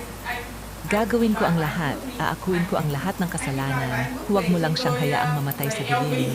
Isang mapait na ngiti ang sumilay sa aking mga labi. Tinitigan ko siya ng matagal hinahanap ang lalaking minahal ko noon. Ngunit wala na akong makita, kundi isang estrangherong nilamon ng sariling kasakiman. Ricardo, sa loob ng 5 taon, ilang beses ba akong nakiusap sa iyo? Ilang gabi ba akong umiyak? Habang pinapanood mo si Mama na tapakan ang aking dangal. Noong mga sandaling iyon, inisip niyo ba kung kakayanin ko ang sakit? Ngayon, hinihiling mo ang awa na kailanman ay hindi niyo ipinaranas sa akin. Tumayo ako at inayos ang aking handbag. Ang tunog ng aking mga takong sa sementadong sahig ay tila bawat tibok ng orasan na nagpapahiwatig na tapos na ang usapan. Ang hustisya ay hindi isang negosyo na maaari mong tawaran, Ricardo. Ibinigay ko ang lahat para sa pamilyang ito, ngunit ang tanging ibinalik niyo ay lason. Ngayon, hayaan mong ang batas ang magbigay ng tamang lunas para sa inyo. Huling bilin ko bago ako tumalikod at lumakad palabas.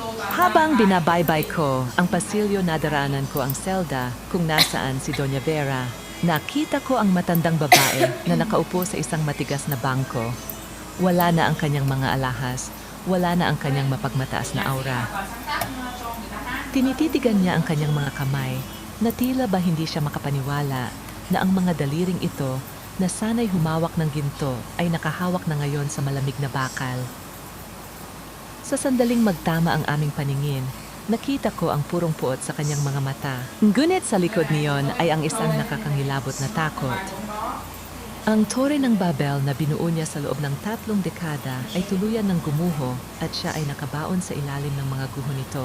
Paglabas ko ng gusali, sumalubong sa akin ang sariwang hangin ng gabi, ngunit hindi pa tapos ang karma para sa pamilyang ito. Ayon sa balita sa aking cellphone, si Clara ay inabandona na rin ng kanyang tunay na nobyo na si Marco. Matapos nitong tangayin ang natitirang pera na nakuha ni Clara mula sa mga Delgado. Ang babaeng nangarap maging reyna ay naiwang mag-isa sa isang pampublikong ospital, humaharap sa mga komplikasyon ng kanyang huwad na pagdadalang tao. Ang bawat kasinungalingan niya ay naging isang patalim na bumabalik sa kanyang sariling dibdib. Naramdaman ko ang isang matatag na kamay sa aking balikat, si Benicio. Nakatayo siya sa tabi ng kanyang sasakyan, naghihintay sa akin nang may mahinahon na ngiti. Ayos ka lang ba, Emilia? Tanong niya, ang kanyang boses ay puno ng tunay na malasakit. Huminga ako ng malalim, dinarama ang bawat pintig ng aking puso na sa wakas ay hindi na kinakapos. Ngayon lang ako naging ganito kalaya, Benicio. Pakiramdam ko sa bawat hakbang ko palayo sa lugar na ito, unting nabubura ang mga pilat ng nakaraan. Nararapat ka sa kapayapaang iyan, sagot niya habang pinagbubuksan ako ng pinto. Habang umandar ang sasakyan, palayo tumanaw ako sa bintana. Ang mga ilaw ng lungsod ay tila mga bituin na sumasaksi sa aking muling pagsilang. Ang bawat sentimong ninakaw ni Vera ay unti nang naibabalik sa mga tunay na nangangailangan at ang pangalan ko ay nalinis na sa harap ng medical board. Ang tore ng mga Delgado ay gumuho na, ngunit mula sa mga abo nito, nagsisimula ng tumubo ang mga bagong binhi ng aking kinabukasan. Ngunit sa dulo ng aking isipan, may isang tanong na nananatili. Matapos ang lahat ng digmaang ito, handa na ba ang aking puso na muling tumibok para sa isang taong hindi gagamit ng aking galing para sa sariling interes? Isang huling sulyap ang ibinigay ko sa malaking mansyon ng mga Delgado nang madaanan namin ito. Madilim na ang loob, wala nang ingay, wala nang dula. Ang tanging natira ay ang malamig na sumuna, tila nagbabalot sa isang nakalipas na panahon na hinding-hindi ko nababalikan. Ang sikat ng araw na tumatagos sa malalaking bintana ng aking bagong klinik ay tila isang mainit na yakap ng tadhana. Wala na ang malamig na sumunang Tagaytay na dati ay nagpaparamdam sa akin ng takot at pag-iisa. Ang halimuyak ng mga sariwang bulaklak na puting liryo sa aking florera ay pumalit sa nakakasulasok na amoy ng herbal na lason na pilit na ipinainom sa akin ni Doña Vera noon. Sa bawat sulok ng silid na ito, nararamdaman ko ang tibay ng aking sariling pundasyon, isang pundasyong hindi na nakadepende sa apelyidong Delgado. Dahan-dahan kong isinuot ang aking white blouse, Hinaplos ko ang makinis na tela nito, dinarama ang bawat himaymay, na tila ba ito ang aking baluti sa mundong ito. Ang pangalang nakaborda sa aking dibdib ay hindi na Emilia Delgado, kundi Doktora Emilia Santos Velasquez, ang aking tunay na pagkakakilanlan. Bago ko pa man nakilala ang mga taong sumira sa aking katahimikan. Doktora Emilia, ang dami po nating appointment ngayong umaga. Punong-puno na po ang waiting room ng mga pasyenteng nais magpa-check up sa inyo. Masayang balita ni Nurse Maricel habang pumapasok sa silid. Ngumiti ako sa kanya, isang ngiting mula sa puso, at hindi na kailangang dumaan sa anumang pagpapanggap. Salamat, Maricel. Sabihin mo sa kanila, handa na akong makinig sa kanilang mga kwento. Naging mabilis ang pagbangon ng aking karera matapos malinis ang aking pangalan sa medical board. Ang mga dating kasamahan ko na umiiwas sa akin noon ay ngayon ay bumalik na may dalang paghingi ng paumanhin. Ngunit ang pinakamahalaga sa akin ay ang tiwala ng mga kababaihang humihingi ng tulong upang magkaroon ng sarili nilang pamilya. Bilang isang OBGYN, ang bawat unang iyak ng sanggol na aking tinutulungan ay tila isang awit ng tagumpay laban sa lahat ng mapanirang salitang itinapon sa akin ni Ricardo. Isang matamis na sandali ang naganap nang pumasok ang isang batang mag-asawa na matagal nang hindi nagbubunga. Habang hawak ko ang kamay ng babae, naramdaman ko ang panginginig ng kanyang mga daliri, isang panginginig na kabisado ko. Huwag kang mag-alala, iha. Ang siyensya ay narito upang gabayan tayo, ngunit ang tunay na lakas ay magmumula sa iyong pananampalataya sa sarili mong halaga bilang isang babae. Hindi ka machine na sira kapag hindi agad nakabuo. Ikaw ay isang tao at nararapat kang mahalin ng walang kapalit, mahinahon kong wika sa kanya. Nakita ko ang pagtulo ng kanyang luha, hindi dahil sa sakit, kundi dahil sa pag-asa. Doon ko napatunayan na ang lahat ng pait na aking dinaanan ay may mas malalim na layunin. Ginamit ng tadhana ang aking pighati upang maging lunas para sa ibang mga sugatang puso. Pagkatapos ng aking duty, isang formal na liham ang dumating sa aking mesa. Ito ay mula sa prestihiyosong State Medical University. Inimbitahan nila ako upang maging isang guest lecturer at pinuno ng kanilang bagong Fertility Research Center. Ang bawat salita sa liham ay tila mga medalya na pilit na inalis sa akin ni Vera, ngunit ngayon ay kusa nang nagbabalik ng may mas matinding kinang. Emilia, may bisita ka sa labas, wika ni Benicio na biglang sumulpot sa pinto. Nakasuot siya ng isang formal na suit, mukhang pagod mula sa korte, ngunit ang kanyang mga mata ay laging nagniningning sa tuwing tinitingnan niya ako. Benicio, anong ginagawa mo rito? Akala ko ba ay may hearing ka pa? Tanong ko habang inaayos ang aking mga gamit. Natapos ng maga at naisip ko kailangang ipagdiwang ang iyong bagong appointment. Nabalitaan ko na ang tungkol sa university. Sagot niya habang iniabot ang isang maliit na box ng aking paboritong kakanin. Isang maikling gunit makahulugang katahimikan ang namayani sa amin. Sa bawat yabag ng kanyang sapatos patungo sa akin, nararamdaman ko ang isang uri ng kilig na hindi nagmumula sa pag-aari, kundi sa paggalang. Si Benicio ang naging pader na hindi ako kinulong, kundi pinrotektahan ako habang itinatayo ko ang aking sariling mundo. Handa ka na bang harapin ang mundo, Doktor? Ang tanong niya nang may mapanuring ngiti. Tiningnan ko ang aking reflection sa salamin.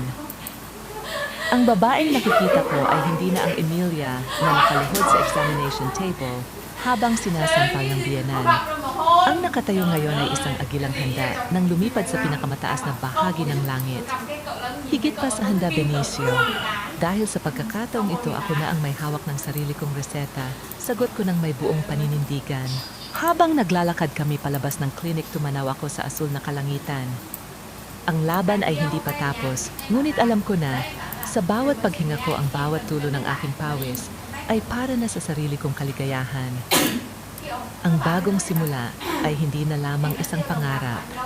Ito ay ang aking realidad na walang sino mang Delgado ang makakapagnakaw pa. Ang sikat ng araw na tumatagos sa malalaking bintana ng aking bagong klinik ay tila isang mainit na yakap ng tadhana.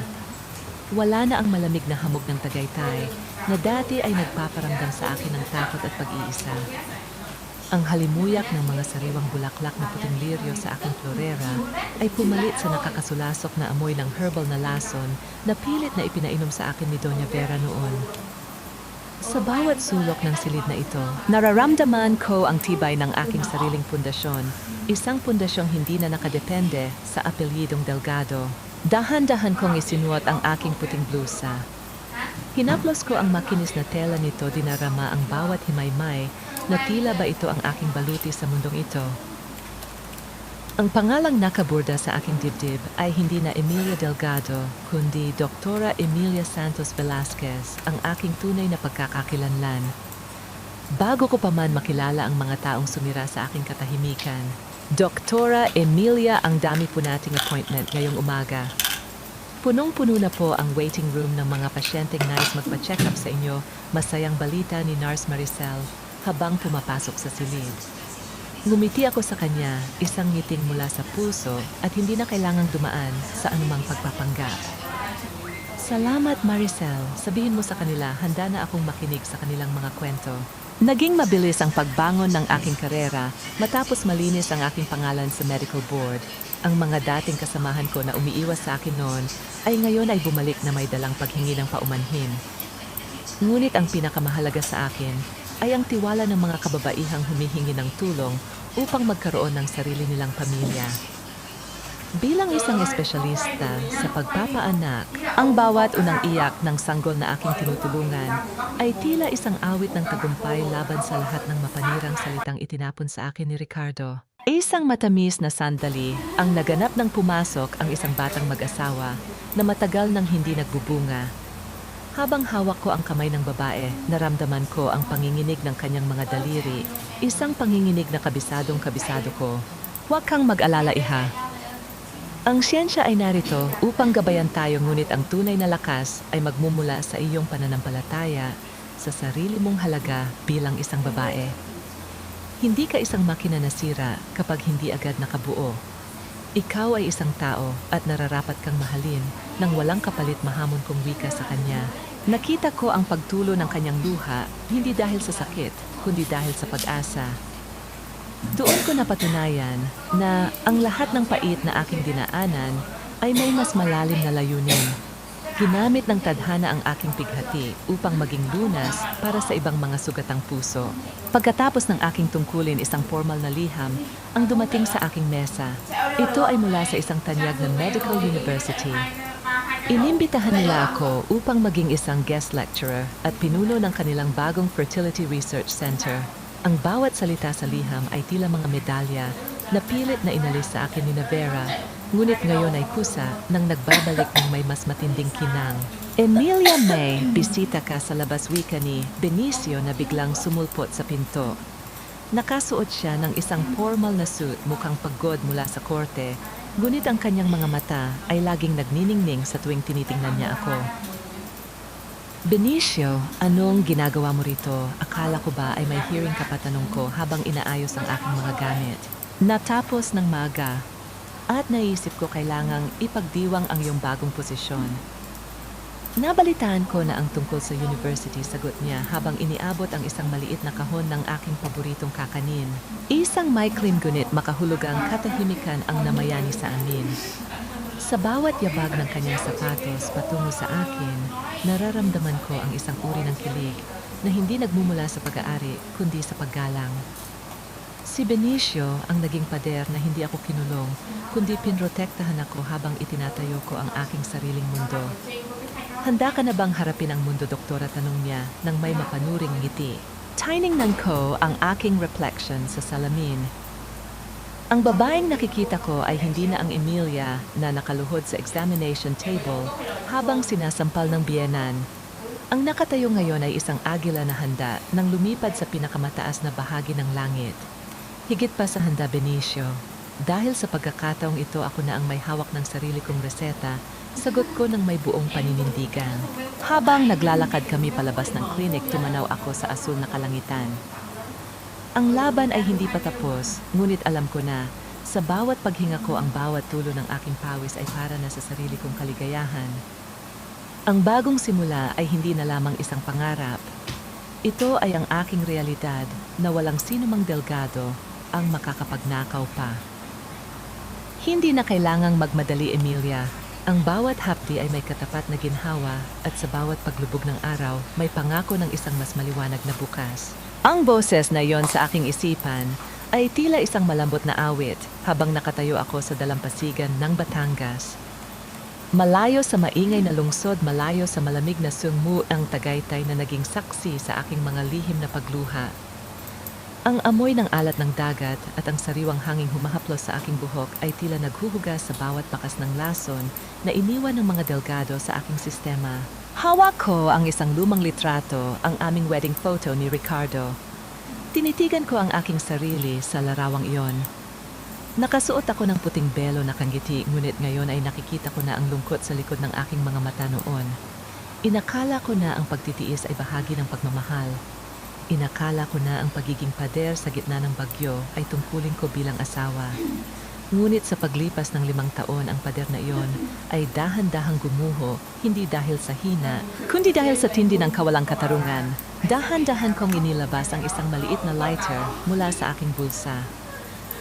Sinindihan ko ang dulo ng litrato. Pinanood ko ang paggapang ng apoy sa puting tela ng aking gown sa larawan. Ang bawat hibla ng papel na nagiging abo ay tila bawat gabi ng aking paghihirap na dahan-dahan na ring naglalaho. Walang tunog ng pagsabog, tanging ang mahinang paglamon ng apoy sa mga alaala ng isang buhay na hindi kailanman naging akin. It's finally over, Emilia, pabalong na wika ni Benicio habang dahan-dahang lumalapit sa aking tabi. Hindi siya nagsisikap na hawakan ako. Sapat na ang kanyang presensya upang ipadama sa akin na hindi na ako nag-iisa. Ang huling piraso ng nakaraan ay abo na. Alam mo, Benicio, sa loob ng 5 taon nakalimutan ko kung paano huminga ng ganito kagaan. Sagot ko habang pinapanood ang huling bahagi ng larawan na tinatangay ng hangin patungo sa dagat. Lagi akong nag-aabang sa susunod na sampal, sa susunod na insulto. Ngayon ang tanging naririnig ko na lang ay ang hampas ng mga alon. You fought a hard war, Doktora. You deserve this peace. Sabi niya na nang may mahinahong ngiti. Tiningnan niya ang malawak na abot-tanaw. Ano ang plano mo ngayon, sabi ni Maricel Balak? Mo raw mag-expand ang clinic para sa mga biktima ng domestic abuse. Yes, gusto kong gamitin ang galing ko hindi lang para magpaanak, kundi para magbigay ng bagong buhay sa mga babaeng akala nila ay wala na silang pag-asa. I want them to know na ang pagiging buo ay hindi nakadepende sa pagkakaroon ng asawa o anak. Ang pagiging buo ay nagsisimula sa pagmamahal sa sarili. Paliwanag ko ramdam ang alab ng bagong layunin sa aking puso. Sandaling tumahimik ang paligid. Ang langit ay unti-unti nang nagbabago ang kulay mula sa kahel patungo sa lila. Sa bawat paghampas ng tubig sa aking mga paa, nararamdaman ko ang tunay na paghilom. Ang mga sugat ay nananatili ngunit hindi na ito masakit. Sila ay naging mga pilat na lamang na nagsisilbing medalya ng aking katapangan. Tumingin sa akin si Benicio, ang kanyang mga mata ay puno ng respeto at isang uri ng damdamin na hindi ko pa handang pangalanan, ngunit handa na akong damhin. Take your time, Emilia. Walang nagmamadali. I'll be here as your friend, as your lawyer, or whatever you need me to be. Huminga ako ng malalim, ang hangin ay pumasok sa aking mga baga na tila isang malinis na lunas. Tumanaw ako sa langit at nakita ang isang agila na malayang lumilipad sa kaitasan. Iyon ang Emilia na gusto kong maging matayog, matapang at hindi na kailanman magpapaapi. Salamat, Benicio. Salamat sa lahat. Wika ko habang dahan-dahang isinasara ang aking mga mata upang damhin ang huling sinag ng araw. Tapos na ang dula. Ang maskara ay nahulog na at ang katarungan ay naibigay na. Ang huling audit ng aking puso ay tapos na at ang resulta ay malinaw. Ako ay malaya. At sa kalayaang iyon, nahanap ko ang pinakamagandang regalo na kailanman ay hindi maibibigay ng mga delgado ang sarili kong kapayapaan. 1 taon na ang lumipas. Ang sikat ng araw na tumatagos sa bintana ng aking opisina sa Emilia Delgado Women's Wellness Center ay hindi na nagdadala ng kaba kundi ng isang malalim na pasasalamat. Ang puting blusa na aking suot ay wala ng bahid ng dugo o luha ng pighati, kundi ang bango ng bagong pag-asa. Sa labas, naririnig ko ang tawanan ng mga kababaihang tinutulungan namin dito, mga babaeng katulad ko noon na akala ay tapos na ang mundo dahil sa pang-aapi ng pamilya. Dahan-dahan kong iniligpit ang aking mga gamit sa lamesa. Napatingin ako sa isang maliit na plaka na nakasabit sa dingding, isang pagkilala mula sa gobyerno para sa aking advokasya sa reproductive health at women's rights. Napangiti ako ng mapait nang maalala ko si Ricardo at Doña Vera. Nabalitaan ko kamakailan na si Ricardo ay nahatulan na ng pinal na sentensya para sa korupsyon sa kumpanya, habang si Doña Vera naman ay naiwang mag-isa sa isang maliit na pasilidad matapos maubos ang kanilang yaman sa mga kasong legal. Natawad ko na ba sila? Iyan ang tanong na madalas kong harapin sa gabi. Ang sagot ay oo, ngunit hindi para sa kanila, kundi para sa aking sarili. Pinili kong bitawan ang lason ng puot dahil na-realize ko na ang pagkamuhi ay isang mabigat na tanikala na nagtatali pa rin sa akin sa kanila. I gave them forgiveness, but I didn't give them a place in my life anymore. Malaya na ako dahil wala na silang kapangyarihan na saktan ako. Nahanap ko na ba ang tunay na kapayapaan o ang kapayapaan ay hindi matatagpuan sa mansyong puno ng ginto, kundi sa paggising sa umaga na alam mong ang iyong halaga ay hindi nakabase sa dikta ng ibang tao. Nahanap ko ang kapayapaan sa bawat pasyenteng aking pinapagaling at sa bawat sanggol na aking tinutulungan. At higit sa lahat, nahanap ko ang kapayapaan sa piling ni Benicio na dahan-dahang nagturo sa akin na ang pag-ibig ay hindi dapat nakakasakal, kundi dapat ay nagbibigay ng pakpak. 3 aral na nais kong iwanan. Ang aral ng aking buhay ay simple. Ang pagiging babae ay hindi nasusukat sa kakayahang magbunga, kundi sa tibay ng iyong paninindigan at sa linis ng iyong konsensya. Huwag hayaang gamitin ng sinuman na ang iyong utang na loob o ang iyong katawan upang tapakan ang iyong dignidad. Ang bawat sugat ay may katapat na lunas at ang pinakamabisang gamot ay ang pagmamahal sa sariling pagkatao. Dahil kanyan, ang paglalakbay ni Emilia Delgado ay isang matinding paalala na sa gitna ng pinakamadilim na dula ng pamilya, ang katotohanan ay laging mananaig. Mula sa isang bawg na asawa sa paningin ng iba, siya ay naging ina ng pag-asa para sa marami. Ito ay isang kwento ng tagumpay ng sining ng medisina at ng tibay ng espiritu ng isang Pilipina. Emilia, are you ready? Baka mahuli tayo sa dinner appointment natin. Wika ni Benicio, habang nakasandal sa pinto, ang kanyang mga mata ay puno ng paghanga. Handa na ako, Benicio. Handa na ako sa lahat ng bukas na darating. Sagot ko habang kinukuha ang aking handbag. Habang naglalakad kami palabas ng center, tumanaw ako sa asul na kalangitan. Nakita ko ang isang agila na malayang lumilipad sa kaitaasan.